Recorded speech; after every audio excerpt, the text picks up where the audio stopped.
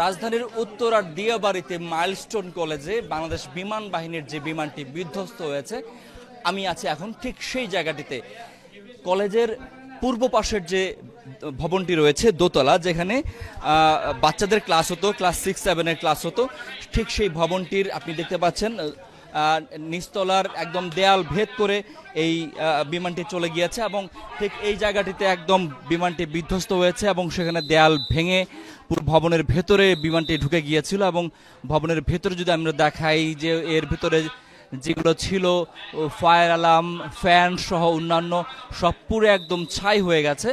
এবং এই ভবনটির পূর্ব পাশের যে দেয়ালটি সেটি কিন্তু একদম পুরো বিধ্বস্ত এবং এখানেই শিক্ষার্থীরা ক্লাস করছিল, অনেকেই মাঠে খেলছিল এবং বিমানটি বিধ্বস্ত হওয়ার সঙ্গে সঙ্গে দাউ দাউ করে আগুন জ্বলে ওঠে।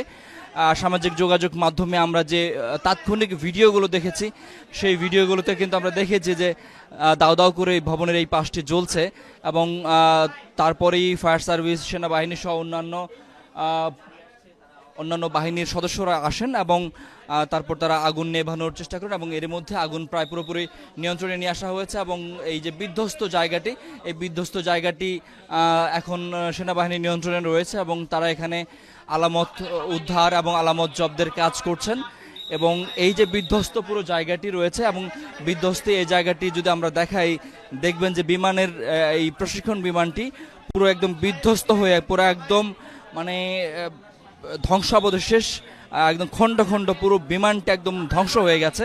এবং এখানে আমরা একটি জুতো দেখতে পাচ্ছি এবং এটিও এই বিমানের ধ্বংসাবশেষের ঠিক মাঝখানে আমরা খুঁজে পেয়েছি এবং এটি কোনো শিক্ষার্থীর জুতো হবে। এবং এই আঘাত হানার পর কিন্তু এই ভবনটি পুরো ধ্বংসাবশেষে পরিণত হয়েছে। আমরা দেখতে পাচ্ছি এখানে সেনা সদস্যরা পুরো জায়গাটি নিয়ন্ত্রণে নিয়েছেন। আমরা এই জায়গা থেকে একটু বের হয়ে যাব। এই যে ভবনটি এখানে পুরো বিধ্বস্ত হয়েছে, এখানে বেশ কয়েকজন হতাহতের ঘটনা ঘটেছে। এর মধ্যে বেশ কয়েকজন শিক্ষার্থী যারা আহত হয়েছেন, এই ধ্বংসাবশেষের কারণে যারা অগ্নিদগ্ধ হয়েছেন, তাদের বিভিন্ন হাসপাতালে নেওয়া হয়েছে, ঢাকার বিভিন্ন হাসপাতালে, এবং সেখানে তাদের চিকিৎসার কাজ চলছে।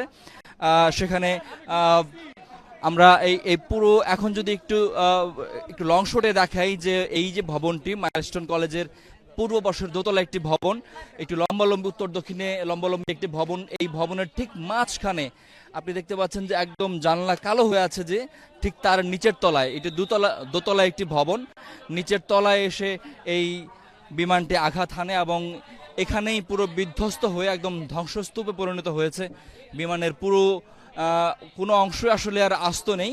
আমরা দেখতে পাচ্ছি এখানে সেনা সদস্যরা নিয়ন্ত্রণে নিয়েছেন এই জায়গাটি।